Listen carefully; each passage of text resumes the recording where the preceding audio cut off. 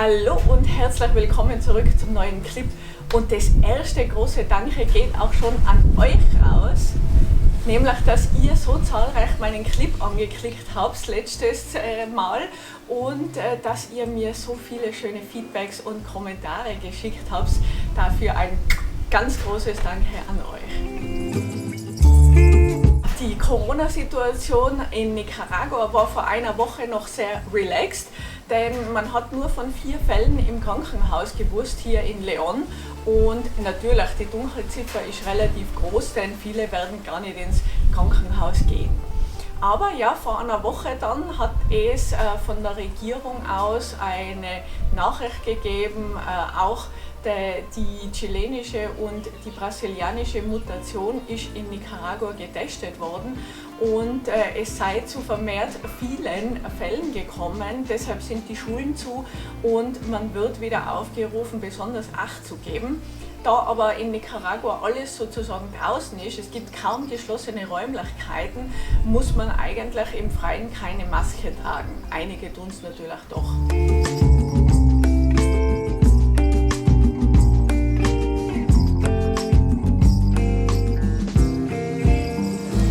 Für diesen Clip habe ich mir etwas Abenteuerliches überlegt, und zwar zeige ich euch, wie man hier die öffentlichen Verkehrsmittel verwendet. Und ja, ich traue mich zu sagen, das läuft hier ein bisschen anders ab als bei uns zu Hause. Ich bin beim Osteopathen Miguel, der ist zufällig halb Schweizer, halb Chilene. Und ja, wir haben uns einmal angeschaut, wie es bei mir so ausschaut. Und die letzten 2 Jahre auf dem Töffli sind nicht spurlos an mir vorbeigegangen. Wir müssen da ein bisschen nacharbeiten. Und ja, deshalb bin ich auf dem Weg nach Sutiaba. Sutiaba ist ein Stadtteil von León. Eigentlich der älteste Stadtteil, wo noch, kann man so sagen, Ureinwohner, ein Stamm, der Stamm der Sutiaba gelebt hat. Da rundherum hat sich dann León gebildet. Und ja, um nach Sutiaba zu kommen, muss ich entweder 20-30 Minuten spazieren oder eben das öffentliche Verkehrsmittel verwenden, die Ruta. Und ja, da schauen wir uns jetzt einmal an, wie das vor sich geht. Sutiaba! Man bro! Muss man natürlich auf seine Sachen gut aufpassen, denn überall sind Hände. Gracias, gracias. Jetzt wird man von einem netten Mann der Sitzplatz angeboten. Der Mann im roten Hemd schreit nicht nur, in welche Richtung der Bus fährt, sondern auch, an welcher Station als nächstes angehalten wird. Dale, Mirena. Besonders gern verwendet dieser Mann große Namen. Mirena, meine Königin, mi amor, meine Liebe. Zur absoluten Sicherheit, wenn ganz viel los ist, Kette zu, dann kann auch kein Schäfchen rausfallen. 5 Cordobas kostet eine Fahrt. Das sind umgerechnet 12 Eurocent. Außerdem bekommt man meist als Frau Sonderbehandlung. Man wird am Arm und an der Hüfte aus dem Bus rausgeführt. Außerdem kassiert er beim Aussteigen das Geld ab. Oh, übrigens, hier an der rechten Seite sieht man eine Statue des letzten Häuptlings der Sutiabas, den Cacique Adiacht. Er trennt Sutiaba rechts von León links.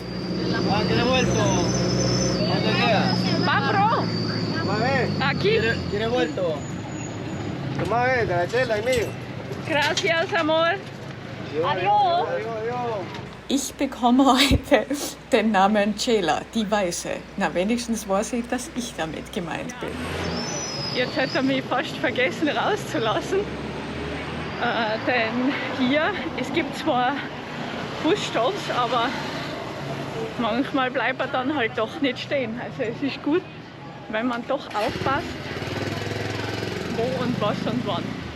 Und jetzt springe ich wieder mal zum Miguel und schaue, wie es weitergeht mit unserer Therapie.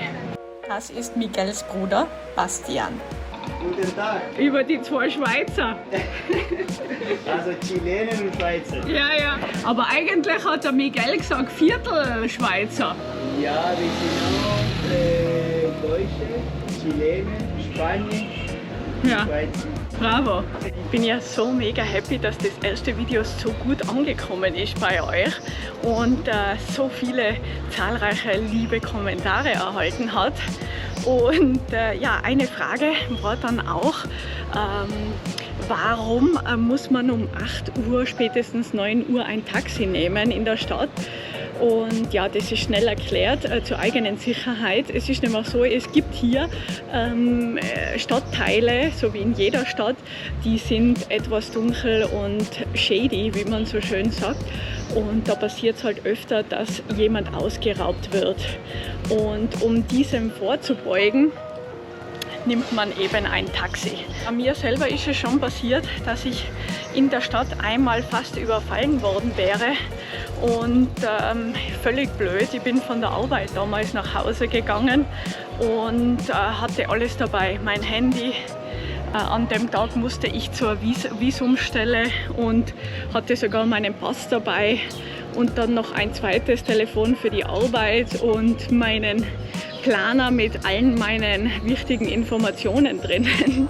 Und ja, und dann bin ich eben in einer sehr dunklen Gasse um die Ecke gebogen und habe schon auf der anderen Straßenseite einen Mann gesehen. Plötzlich merke ich, dass mir die Handtasche weggerissen wird und ja, natürlich habe ich sie festgehalten und ich sage auch zu jedem immer, wenn du überfallen wirst, dann gib alles her, fang nicht streiten an und das sind alles nur materielle Dinge, die man auch wieder besorgen kann. Und ja, in dem Moment habe ich das selber nicht befolgt, denn ich wusste, wenn diese Handtasche jetzt weg ist, dann bin ich richtig gescrewt. Und das einzig Gute, was mir passieren konnte, ich habe angefangen zu schreien, ganz laut. So laut, dass er nach einigen Sekunden des gewaltsamen Entreißen hat er dann aufgegeben und ist davon gelaufen. Am Ende bin ich mit einem Schreck davon gekommen. Das ist aber wirklich, ja, das ist das beste Beispiel und ich habe das sowieso früher nie wirklich riskiert, sondern immer ein Taxi genommen und dieser Vorfall ist passiert so gegen 8 Uhr, glaube ich 8:30 oder was das war und ja, zur falschen Zeit am falschen Ort. Ein Taxi hier in León kostet um die 30 bis 40 Cordobas, 35 Cordobas sind momentan $1. Und ja, das bleibt dann jedem selber überlassen, ob er diesen Dollar ausgeben will oder sich den spart und eventuell halt überfallen wird. Ja, ihr Lieben, ich bin wieder zurück in der Stadt. Miguel hat mich ordentlich durchgeknetet und ja, es wird noch einige Sitzungen brauchen, bis ich wieder komplett in Ordnung bin. Aber bei Miguel bin ich in guten Händen. Und übrigens, sein Bruder Basti, der hat mir gerade gesagt, dass er ebenfalls einen YouTube-Channel hat und schon lange keine Videos gemacht hat. Und daraufhin haben wir spontan entschlossen, wir werden das nächste Video gemeinsam machen. Vielleicht macht er sogar eines für seinen Channel. Und ja, bin ich ja mal gespannt, was der junge Mann so auf Lager hat.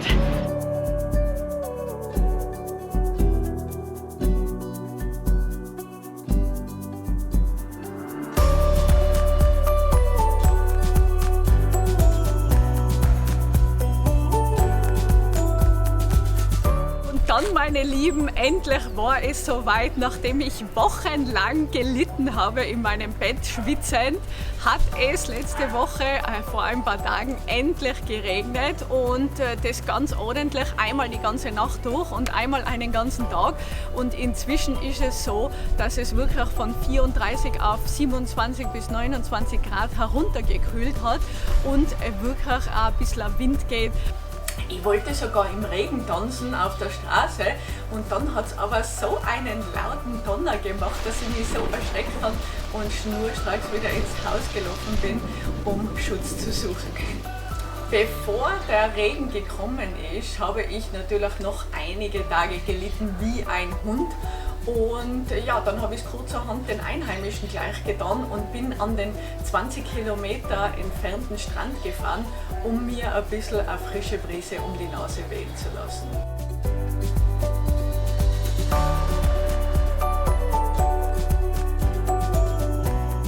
Heute machen wir einen Ausflug ans Meer, und zwar liegt es 20 Kilometer von León entfernt, also direkt vor der Haustüre.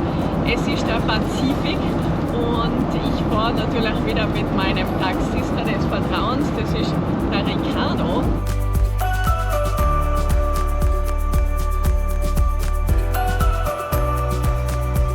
Was zu meinem Strandbesuch natürlich dazu gehört, ist ein Pescado frito, ein frittierter Fisch, ohne den geht's nicht. Ja, und bei diesen Bildern wird klar, warum man eigentlich an den Strand kommt.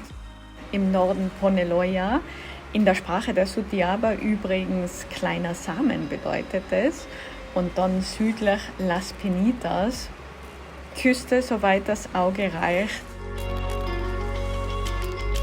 An den Strand kommen viele Einheimische, die hier ihre Luxusvillen haben. Also die etwas geldigeren haben hier Häuser, andere kommen hierher und verbringen einen Tag in Restaurants oder direkt am Strand.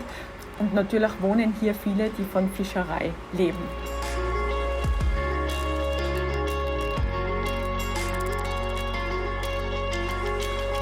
Am Meer bin ich besonders gerne, weil mich das Rauschen des Meeres, die Wellen, an den Atem erinnern, das Ein- und Ausatmen, und ja, da kann ich sehr präsent sein und den Moment immer genießen.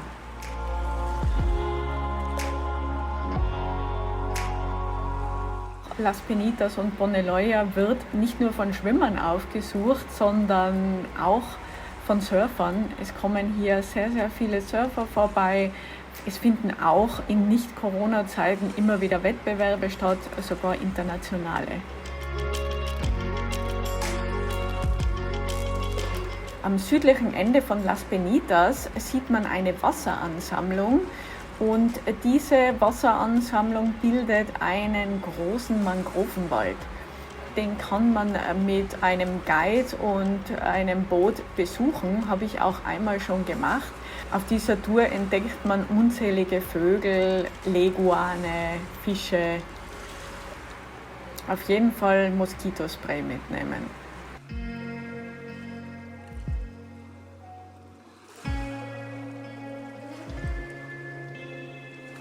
Danke, dass du wieder mit dabei warst. Wir sehen uns am 20. Mai wieder. Bis dahin, pass gut auf dich auf. Alles Liebe, Baba!